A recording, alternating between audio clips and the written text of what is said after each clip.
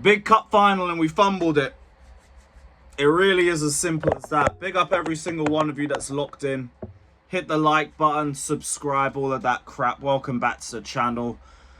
Welcome back to another big cup final and another game that we just really didn't turn up for. We said there was going to be a hostile away atmosphere and we had to start the game well. We started it by conceding. Literally just conceding right off the bat. Very, very poor goal to give away. Lavia got caught out in possession because Chalobah had a bad touch and then rushed the pass to him. Caicedo doesn't recover back in time. And it's just a massive scramble in the box. And also just the anticipation of the likes of Colwill and Chalobah to deal with the crosses. And it wasn't just for that goal. There was plenty of moments in that game. It just wasn't good enough. Like, we really struggle in terms of seeing danger or like threatening the ball. There was a good couple crosses in the first half that we just allowed to go through. But because we started the way that we did, it was literally just like climbing a mountain for 90 minutes. And then it wasn't helped by Nicolas Jackson, of course. And like Nicolas Jackson, thanks for that. All the defending I've done for you this season, and you go and basically throw top 5 to the Lions with that stupid elbow. Now, I know people have brought the argument that there's been other elbows that haven't been brought up or that he was anticipating the jump and everything. Do not lead in with the elbow, because you leave yourself open to dumb situations like that and potential red cards. Why do that?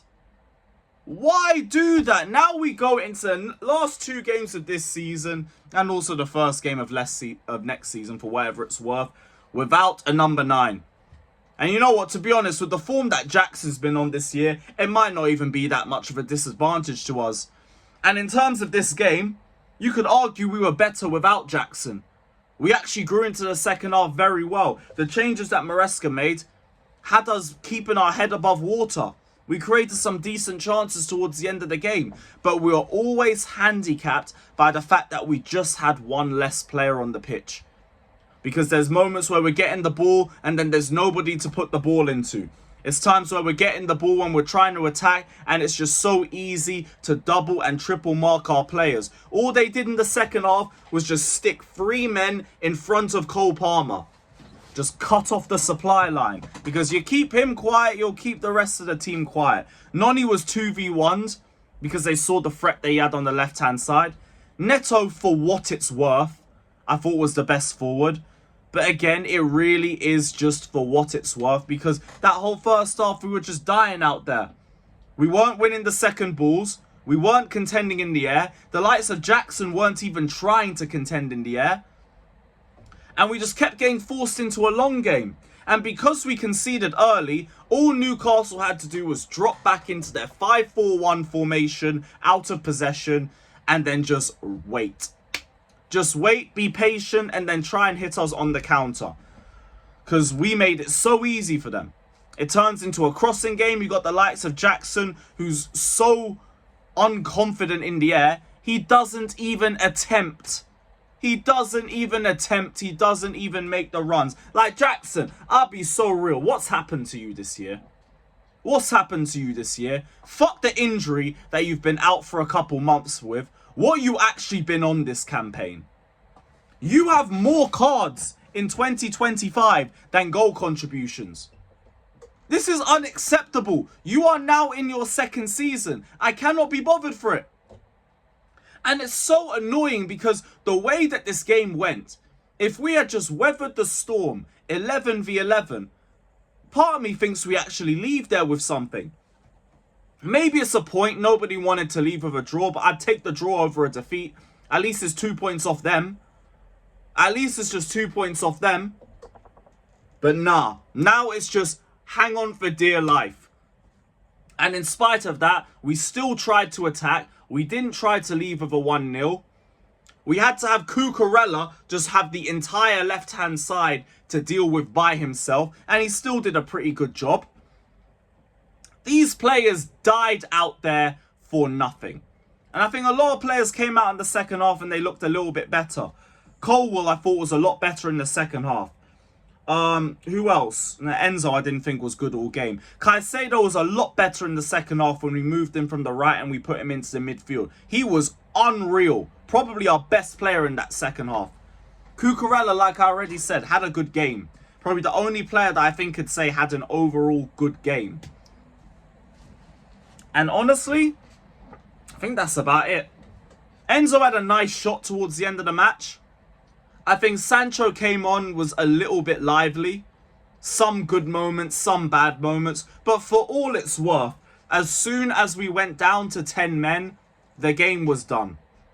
And now we have to rely on 2 wins out of 2. Now there is zero room for error. I'm literally here with Nottingham Forest versus Leicester in the background. I am out here down bad, begging for Leicester to take something off them. That's what this season's become. And they are struggling. They took the lead, but they've just been under the cosh ever since. Ever since. And it's just so annoying, man. And I know people are going to say, talk about the manager, talk about the manager. What the hell can you look at the manager for with this one? Genuinely, what can you look at the manager for with this one? I like the lineup. We conceded early. The one thing you don't want to do at a loud away crowd like St. James's Park, and it rattled the entire team, and that's part of the reason why we looked so shook whenever we were in possession, why we looked so rash in terms of our decision making. We come out in the second half, down to 10 men, and we look better. We look better. We actually managed to give them some sort of a game. Concede the second because nobody wants to come out and actually press Bruno Guimaraes. And that's our game. I cannot look at this match and say, this is why people should be Maresca out. Or, like, I don't see anything to be moaning about the fucking manager with. I look at this game and I think, Jackson, you're an idiot. You're an idiot. That first goal was avoidable. Chalobah, Lavia, Caicedo, Colwell, all culpable. And then because of that, and because the team's rattled, because yet again another inexperienced thing, we lose our heads. And then the first half is near enough a write-off until we want to put the final nail in the coffin with Nicolas Jackson's red. Unbelievable. Clear Lake, it has never been more obvious that we need a striker. Stop pissing me off and go and get one in the summer. If we find a way to get top 5, do not delay. Do not fucking delay. Bring me a goal scorer. Bring me someone with aerial threat. Bring me someone with some bollocks and a little bit of game management in their head. Because Nicolas Jackson, he might be a good striker in 2-3 years, but he ain't ready now. He is not ready now. And because we have had to rely on him to lead the line all season in spite of his bad form, this has happened. This has happened. And it's not even just been this. It's all the games before where we could have buried our chances and we didn't do it. And we let teams back into the game. And it leads to draws. And it leads to defeats. Games like Crystal Palace. Games like Ipswich. Games like Bournemouth. Games like Fulham. Games like Everton. These are the games where an Osimhen would have been the difference. Now we're out here fighting for our lives for top 5. And just in the hope that we can bring in some players that are worthy of competing for a league title with this squad in the next season. The way we have managed this squad this season is pathetic. It is absolutely pathetic. It's a disgrace. And it might just cost us top 5. It might just cost us top 5. So well done. Well done. For another shit season of transfer activity. 2 windows to strengthen this squad and you bums did nothing. Absolutely nothing. Fucking embarrassing, man. This season is ending so badly. Just find a way to scam top 5, run me the Conference League, go to the Club World Cup. Sporting director's gotta go. Get me a fucking striker. And Jackson, he needs to be holding some serious beatings in that dressing room for that. Like, I need to be hearing all sorts over there. I need to be hearing everything. He's pissed me off. Top 5 was there. We could have still had a game if he had just kept his head and didn't go and lead in with his fucking elbow. Fucking idiot. Big up everybody. Hit the like button, subscribe, all of that crap. Be back tomorrow. Up the Chels. Up the Chels. This is probably still going live while I'm doing my watch along, so whatever. Big up.